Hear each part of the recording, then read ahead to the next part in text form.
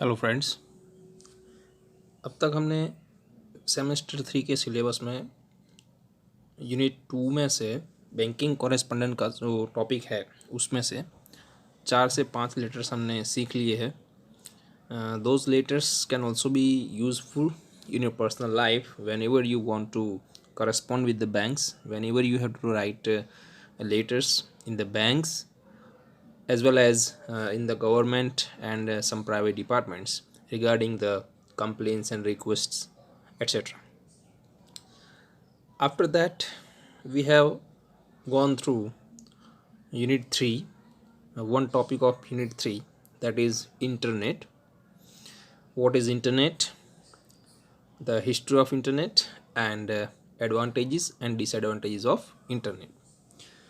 So friends, now I have come with a new topic, that is commercial terms. It is our unit 4, commercial terms. So today we will see few of them. Total we have more than 20 terms, but today we will see few of them.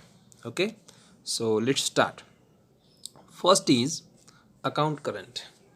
Friends, you can note down the points so that it can be helpful for you to remember them. And this question may be also asked as match the words with A and B, जिसे हम बोलते हैं सही term. ए के अंदर आपको term का नाम दिया हुआ है और बी कॉलम के अंदर आपको उस टर्म के बारे में कोई स्टेटमेंट एक लाइन दी गई है। So you have to match, right. ये इस तरीके से भी एग्ज़ाम के अंदर पूछा जाएगा 6 से 7 मार्क्स का और 10 मार्क्स की आपको पूछी जाएगी terms that you have to write in exam. So in total this unit 4 is of 17 or 18 marks. So friends, let's start. Account current is a statement of transaction between two parties. Friends, it is a statement. वो एक statement है। किसका statement है? Transactions, जिसमें money transaction है, deposit है या withdrawal है, which have taken place between two parties during a specific time. ये इंपॉर्टेंट बात है, ड्यूरिंग स्पेसिफिक टाइम, ये इंपॉर्टेंट बात है। ट्रांजैक्शन का स्टेटमेंट है, दो पार्टीज़ के बीच में हुआ है, एक लेने वाला एक देने वाला है, तो कोई पर्टिकुलर पीरियड के अंदर, टाइम लिमिट के अंदर जो ट्रांजैक्शन हुआ है उसका जो स्टेटमेंट है उसे बोला जाता है account current. Very simple. It shows at the end, अंत में उसमें क्या हमें देखने को मिलता है? The final balance in debit और credit. It shows the final balance.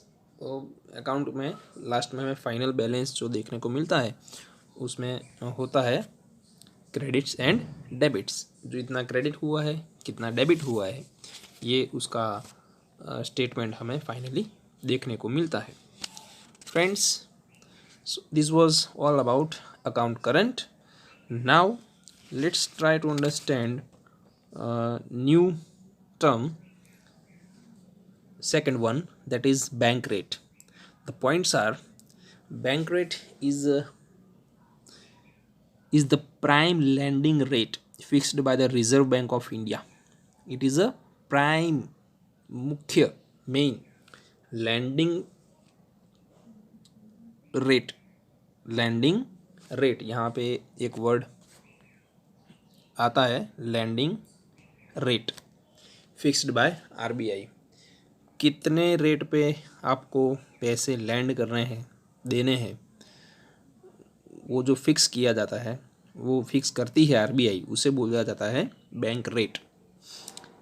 Till a few months back all banks had to go according to this bank rate. इसमें ध्यान रखने वाली एक बात ये है कि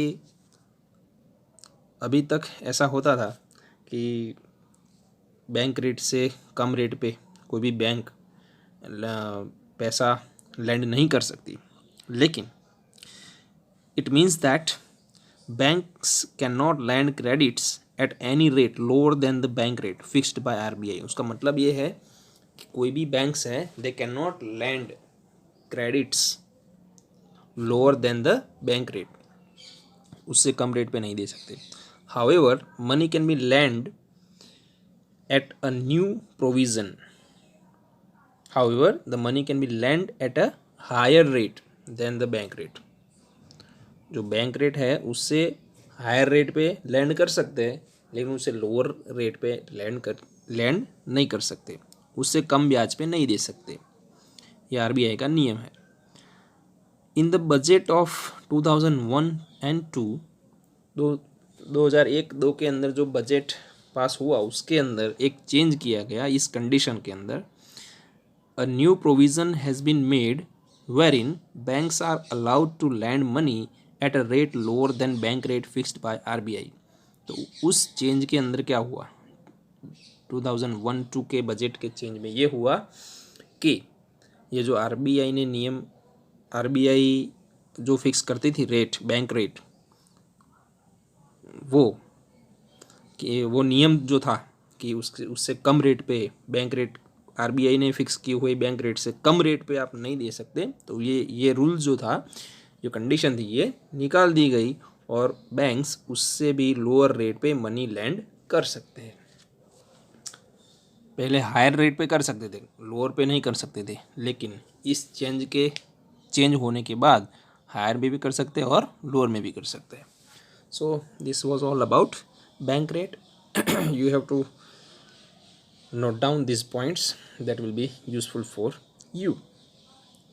Friends, let's see next term, that is current account. Points are, what is current account? उसमें क्या होता है? करंट अकाउंट के अंदर you can withdraw your money without notice. आप कोई नोटिस बैंक को दिए बिना उसमें से पैसे निकाल सकते हैं। न सिर्फ निकाल सकते हैं, लेकिन a big amount of money में भी विड्रॉन, एक बड़ी रकम, लाखों में लेकिन करोड़ों में भी निकाल सकते हैं। Both government and private payments are included in this account. ये अकाउंट के अंदर प्राइवेट एंड गवर्नमेंट दोनों पेमेंट्स का समावेश होता है। Interest rate is not given in this current account. Current account में इंटरेस्ट रेट हमें नहीं मिलता है। So this is all about the basic information about the current account. The current account of the balance of payments is the sum of balance of trade, net factor income and net transfer payments. A current account surplus increases a country's net foreign asset by the corresponding amount. जो current account surplus होता है उससे country का जो net foreign asset है वो increase होता है, बढ़ता है। तो ये कंट्री के लिए अच्छी बात है। And a current account deficit doesn't reverse. और एक बात जो हमने ऑलरेडी बता दिया कि both the government and private payments are included in the calculation. तो ये जो करंट अकाउंट का जो कैलकुलेशन होता है उसके अंदर गवर्नमेंट एंड प्राइवेट दोनों पेमेंट्स का समावेश होता है। वैसे अकाउंट्स तो बहुत सारे होते हैं ना, सेविंग्स अकाउंट, करंट अकाउंट। तो ये जो है करंट, वैसे बिजनेस पर्पस से लोग जिसे खुलवाना होता है वो करंट अकाउंट खुलवाते हैं, जिसमें एक बड़ी अमाउंट बड़ी अमाउंट का जो पेमेंट करना होता है उसके लिए ये खास करंट अकाउंट की ज़रूरत पड़ती है। Friends, let's see the next term, that is mortgage. Points, important points are, mortgage is the temporary conveyance of property.